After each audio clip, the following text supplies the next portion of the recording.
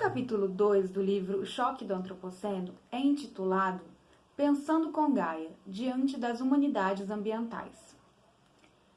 Os autores iniciam esse capítulo apontando que o Antropoceno é um evento que representa uma bifurcação na história da Terra e na vida dos seres humanos, o que mudou as nossas representações de mundo.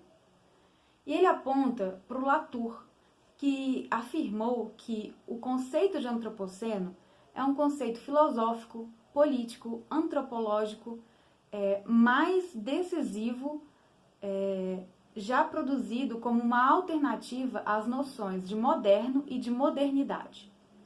Isso porque a ideia de antropoceno abole a ruptura moderna entre natureza e sociedade, entre a história da vida humana e a história da Terra. E aí, ao longo desse capítulo, os autores vão mostrando como que essa ruptura entre natureza e sociedade foi sendo construída ao longo do século XIX e o papel que foi desempenhado nesse sentido pelas ciências humanas e sociais.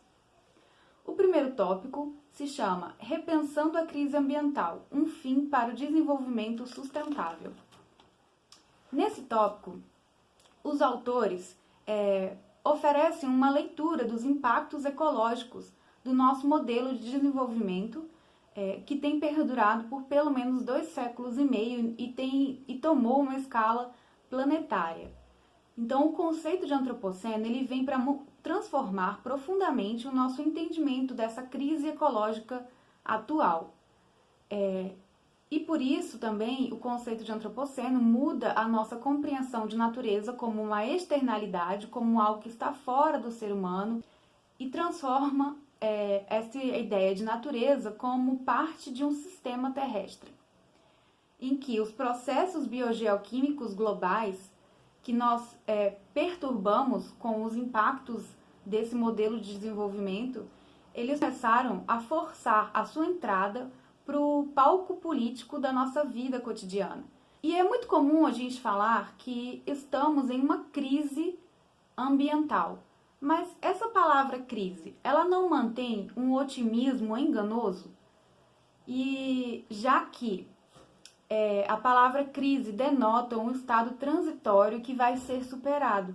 Mas, segundo os autores, o antropoceno é, na verdade, um ponto sem retorno.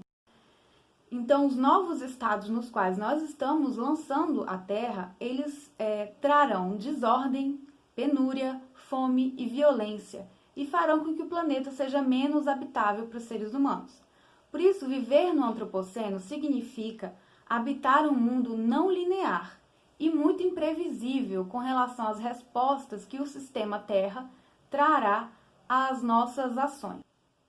Por isso que o antropoceno ele cancela o projeto de sustentabilidade ou de desenvolvimento sustentável, porque esse é um conceito que deriva da noção do gerenciamento sustentável dos recursos naturais para uma exploração máxima a longo prazo. Então, esse discurso de desenvolvimento sustentável ele surgiu mais ou menos na década de 1980 e defendia que há 3 polos que podem ser negociáveis: o econômico, o social e o ambiental, dando origem a uma economia verde das grandes corporações e a novos objetos de mercado relacionados aos serviços do ecossistema. O segundo tópico é aquele que é intitulado Um Evento Geopolítico, porque aí os autores apontam que o antropoceno não é apenas um evento geológico, mas também um evento político, já que as respostas dadas a esses novos limites do planeta, elas devem ser respostas políticas também. Porque as mudanças que as sociedades humanas vão enfrentar nas próximas décadas, com relação ao estado da vida na Terra, nunca foram antes experimentados pelos seres humanos, e nós não estamos preparados nem biológica e nem culturalmente. O antropoceno, ele representa uma nova condição humana, na qual todo o funcionamento da Terra se torna uma questão de escolhas políticas humanas. Então, o antropoceno ele não é um momento pacífico e infrapolítico no qual o problema central é a reconciliação dos seres humanos com a natureza. Na verdade, o antropoceno seria político para os autores porque demanda uma arbitragem entre os vários conflitos humanos que forçam o planeta. O terceiro tópico desse capítulo é a grande divisão temporal e ontológica entre a natureza e a sociedade. Os autores apontam que, por muito tempo, a história humana e a história da Terra estiveram intimamente ligadas, principalmente no século XVIII. Mas, a partir do século XIX, elas foram sendo, pouco a pouco, separadas. Principalmente à medida que a pré-história, o tempo de vida da Terra, foi se tornando mais longo com os estudos de geologia. Então, à medida que foi se criando uma discrepância entre a longa história de vida da Terra, impassível à ação humana, e, por outro lado, a história humana, que foi se emancipando de qualquer determinismo da natureza, foi sendo criada uma separação entre escalas de tempo. Então, as ciências naturais, elas foram removendo da vida e da Terra a sua sensibilidade à ação humana. E, por outro lado, as ciências humanas e sociais foram declarando a sua autonomia com relação aos fenômenos da natureza. E aí se criou uma divisão entre dois campos de autoridade. As ciências naturais, sempre relacionadas ao tempo da Terra, e a história humana, sempre relacionada às ciências humanas e sociais. Então, como os autores vão mostrando ao longo desse capítulo, essa grande divisão temporal e ontológica foi formando um condicionamento cultural que proporcionou a entrada no antropoceno, pela construção de uma natureza externa, lenta, impassível à ação humana, imensa. Isso foi tornando invisíveis os limites do planeta e também as relações socioeconômicas desiguais do capitalismo fóssil que surgiu naquele momento. O antropoceno propõe algo diferente, propõe exatamente a reunião do tempo humano, o tempo histórico, com o tempo da Terra, o tempo geológico. E também a união entre a agência humana e a agência não humana, desmentindo essa grande separação entre natureza e sociedade. Porque no antropoceno seria impossível esconder o fato de que as relações sociais elas estão cheias de processos biofísicos. E, por outro lado, os fluxos de matéria e energia da Terra, eles são polarizados pelas atividades humanas socialmente estruturadas. Mas como podemos conceber, então, conjuntamente, uma sociedade estruturada pelo natural e uma natureza socialmente estruturada? Então, eles apresentam como exemplo a proposta dos sistemas socioecológicos, que é um conceito que concebe a sociedade e os compartimentos do sistema terrestre como duas estruturas conectadas por meio de trocas de matéria e de energia.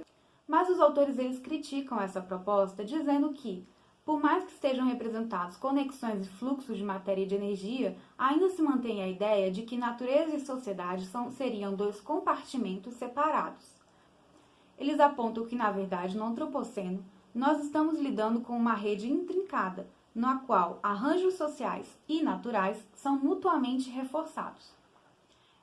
O próximo tópico é intitulado Reintegrando a Natureza na História. Nesse tópico, os autores afirmam que os historiadores, após a Segunda Guerra Mundial, eles tenderam a seguir uma divisão temporal criada por Braudel, que é aquela divisão em 3 tempos.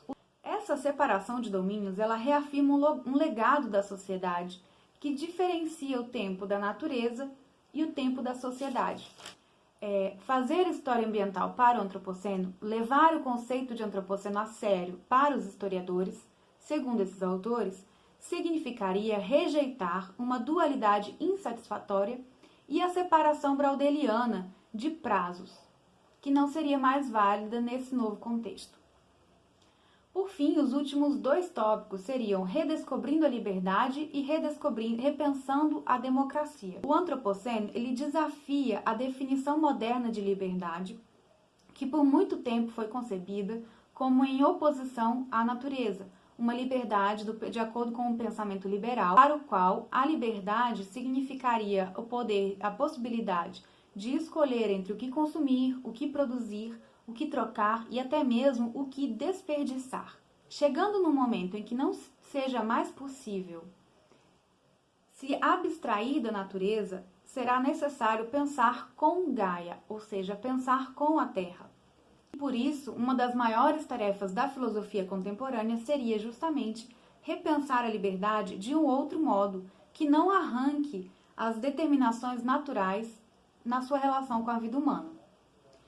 Por isso, a liberdade só pode ser concebida no contexto de arranjos sociais e construções institucionais que são postas em questão pelo antropoceno, questionando, por exemplo, a instituição democrática. Mas então, como as políticas devem ser concebidas na era do antropoceno?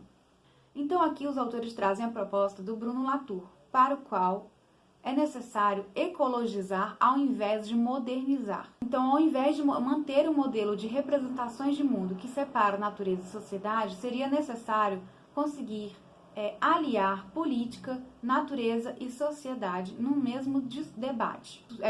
Seria feito criando-se um parlamento das coisas, um mundo em comum, em que haveria uma multidão de seres, nenhum deles sendo mero objeto ou meio para os outros.